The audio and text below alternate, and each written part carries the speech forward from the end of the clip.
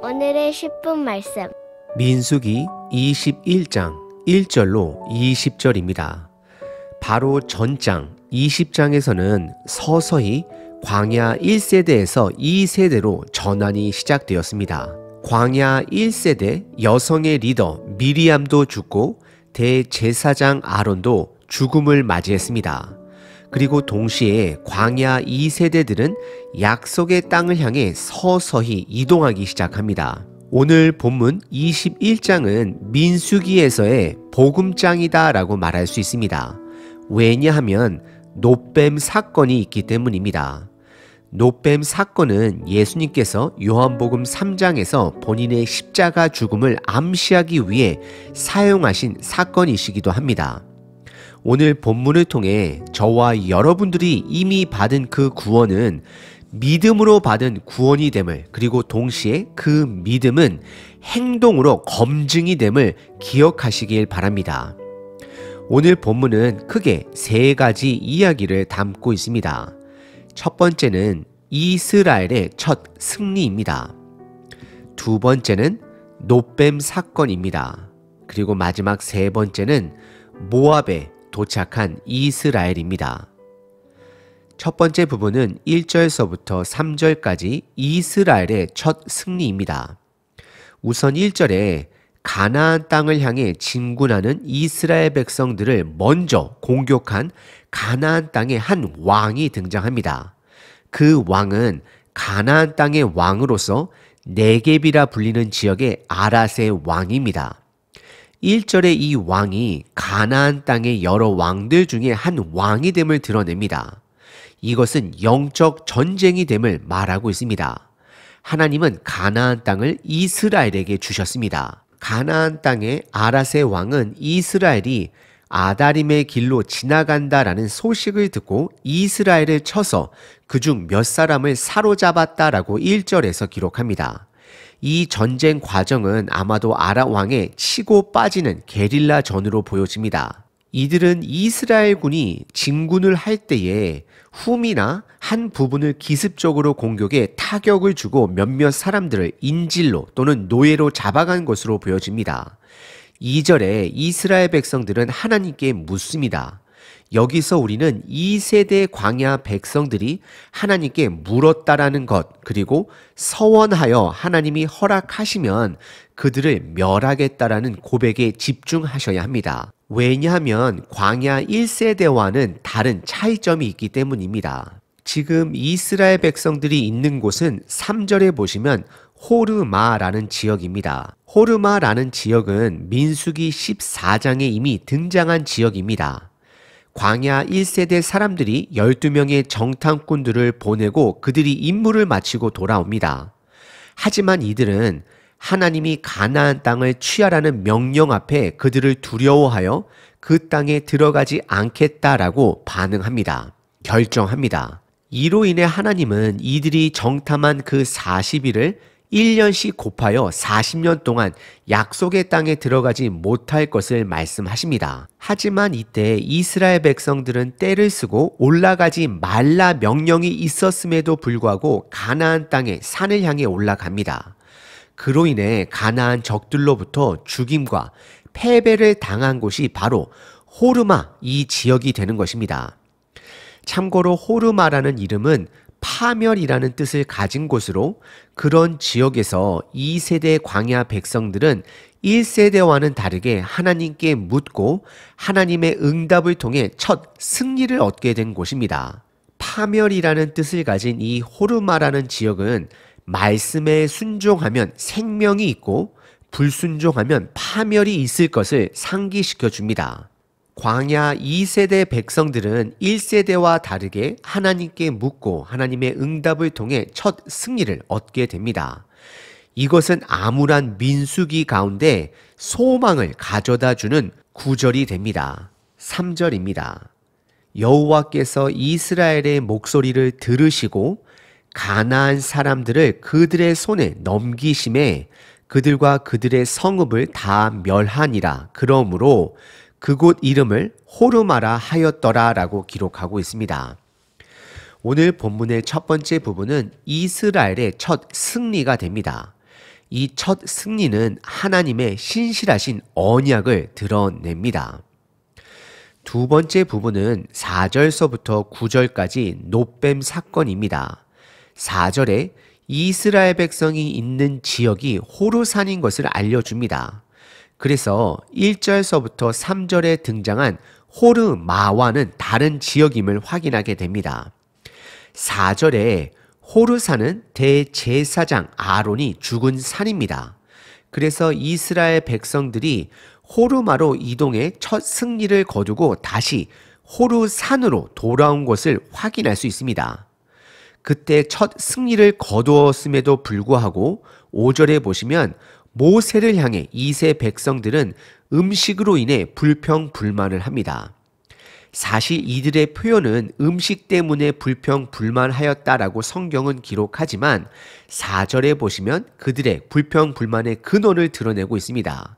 그것은 에돔 땅을 돌아간 사건으로 인함임을 말하고 있습니다. 에돔 땅을 가로질러 가면 바로 약속의 땅에 갈 수 있는 길이지만 에돔 왕이 거절함으로 모세는 형제 나라와 싸우지 않고 돌아가기로 결단했기 때문입니다. 5절에 이들은 노골적으로 광야에서 공급하신 하나님의 음식을, 생명을 하찮은 것으로 여깁니다. 5절입니다. 백성이 하나님과 모세를 향하여 원망하되 어찌하여 우리를 애굽에서 인도해 내어 이 광야에서 죽게 하는가? 이곳에는 먹을 것도 없고 물도 없도다. 우리 마음이 이 하찮은 음식을 싫어하노라 하매라고 고백하고 있습니다. 이들은 하나님이 날마다 주시는 만나, 생명수 그 모든 것을 하찮은 것으로 은혜를 하찮게 여기는 고백을 하게 됩니다. 이로 인해 하나님은 이들에게 생명이 아닌 사막의 독뱀을 그들에게 보내게 됩니다. 이로 인해 뱀에 물려 죽은 자가 점점 많아집니다.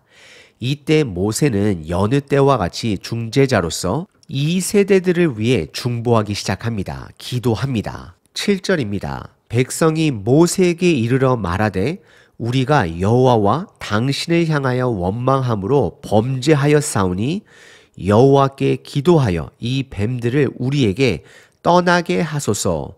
모세가 백성을 위하여 기도하매라고 기록합니다. 이스라엘 백성들은 본인의 죄를 인지하고 중보자 모세를 통해 하나님께 기도합니다.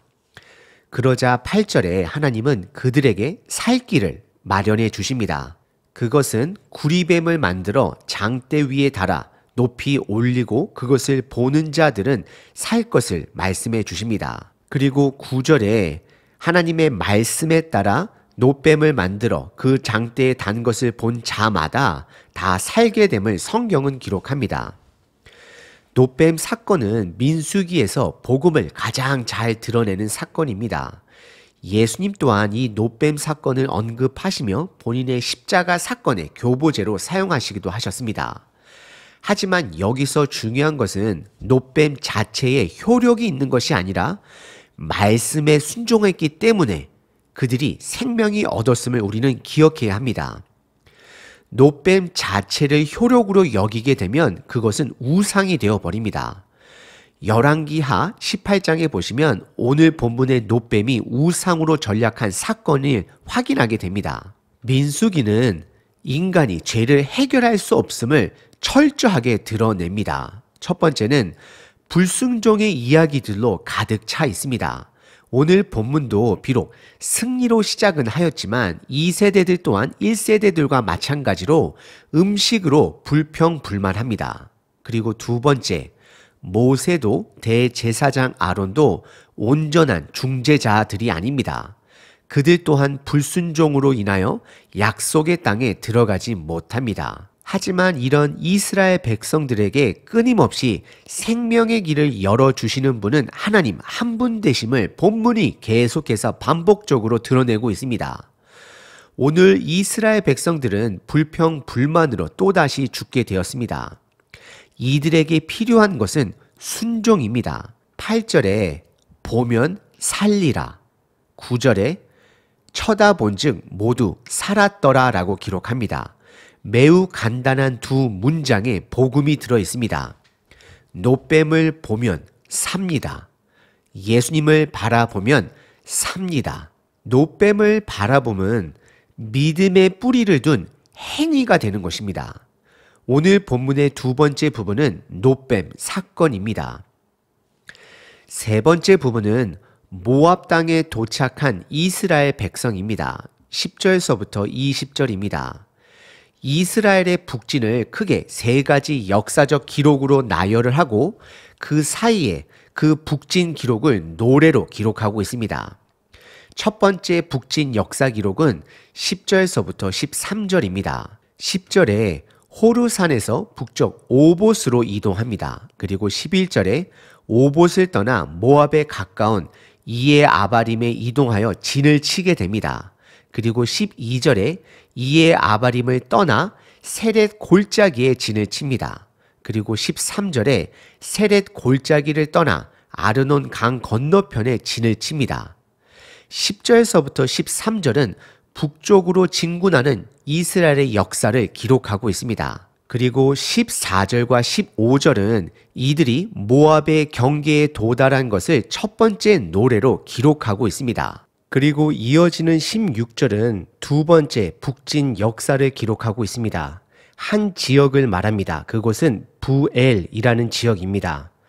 부엘이라는 지역은 우물이라는 뜻으로서 하나님이 그들에게 물을 공급한 곳이 됨을 기억하는 곳입니다. 물은 광야 생활에서 생명과도 같은 기쁨이 되는 것입니다. 예수님 또한 본인을 영원히 목마르지 않는 샘물이 됨을 선언하셨습니다. 이들은 이 생명과도 같은 우물로 인하여 17절과 18절에 공급하시는 하나님을 노래로 기억합니다.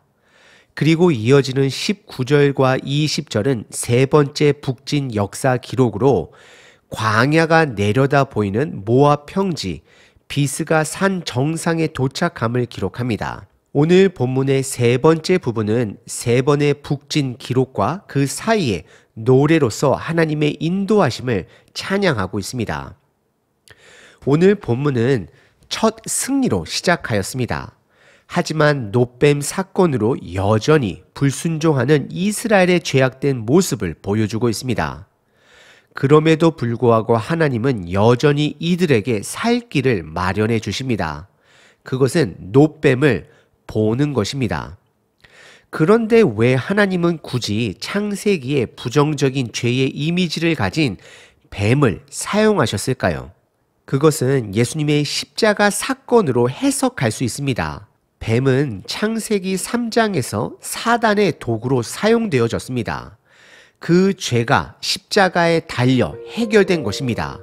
이스라엘 백성들의 불순종은 바로 노뱀으로 장대 위에서 매달림으로 해결을 받은 것입니다. 그리고 노뱀은 구리로 만들었습니다. 번제단과 동일한 소재인 예수님의 피를 상징합니다. 결국 우리의 죄를 대신하여 죽으신 예수님을 예표하는 것입니다. 우리는 그것을 바라봐야 합니다. 바라본다라는 것은 행동이지만 이 행동은 믿음의 근거를 둔 행동이 되는 것입니다. 그것을 보면 살 수 있다라는 믿음의 행동이 되는 것입니다. 그래서 구원은 믿음으로 시작되어지고 동시에 행동으로 그 믿음을 확증할 수 있는 것입니다. 예수님을 믿으면 믿기 때문에 따라오는 행동들이 있습니다. 결국 믿음의 열매는 순종이 되는 것입니다. 오늘 하루 여러분들의 믿음을 야고보서에서 드러난 것처럼 행동으로 확증하시는, 스스로 점검하시는 저와 여러분 되시길 바랍니다. 하나님, 예수님을 보내주셔서 감사합니다. 말씀이 되신 예수님을 오늘 하루도 바라봅니다. 아멘.